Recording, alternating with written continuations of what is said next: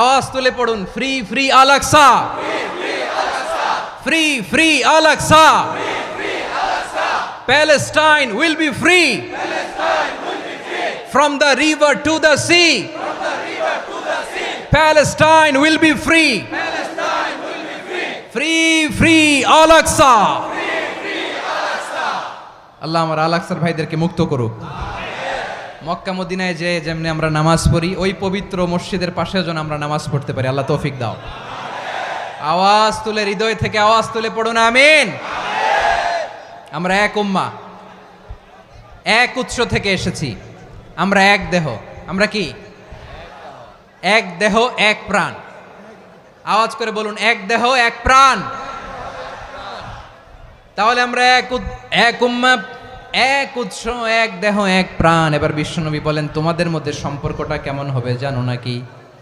বিশ্বনবী বললেন, সম্পর্কটা কেমন হবে মুমিন ভাইদের মধ্যে? সম্পর্ক কেমন শুনে নাও। আল মুমিনু লিল মুমিনি কাল বুনিয়ান, আল মুমিনু লিল মুমিনি কাল বুনিয়ান ইয়াশুদ্দু বাদুহু বাদা। মুমিনরা হলো বিশাল একটা দেয়ালের মতো, প্রাচীরের মতো, যাদের সম্পর্ক মজবুত সম্পর্ক, যাদের বন্ধন সুদৃঢ় বন্ধন, ইস্পাত কঠিন দেয়ালের মতো, সীসা ঢালা প্রাচীরের মতো আমাদের সম্পর্ক। পড়েন সুবহানাল্লাহ। হৃদয় ঠান্ডা লাগে না?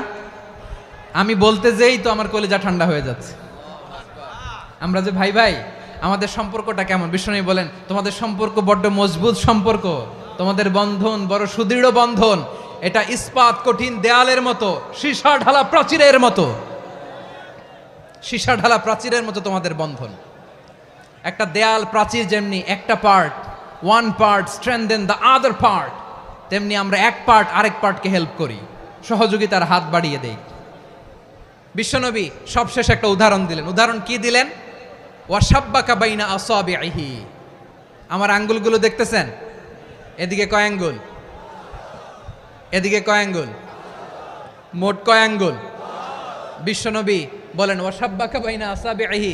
এই ডান হাতের 5 আঙ্গুল বাম হাতের 5 আঙ্গুলের ভিতরে সবাই এরকম ঢুকান তো, ঢুকা এরকম চাপ মারেন। এবার দেখেন মজবুত কিনা। সুবহানাল্লাহ পড়বেন না? বিশ্বনবী বললেন, ডান হাতের 5 আঙ্গুল বা হাতের 5 আঙ্গুলের মধ্যে ঢুকিয়ে দিলে যেমন শক্ত আর মজবুত, মুমিন ভাইদের মধ্যে সম্পর্ক এমন মজবুত। পড়েন সুবহানাল্লাহ। এরকম 5 আঙ্গুল ঢুকিয়ে এরকম শক্ত করেন, এরকম মজবুত। আল মুমিনু লিল মুমিনি কাল বুনিয়ান ইয়াশুদ্দু বাদুহু বাদা ওয়া শাব্বাকা বাইনা আসাবিহি। তাহলে আমরা এক উম্মাহ, আমরা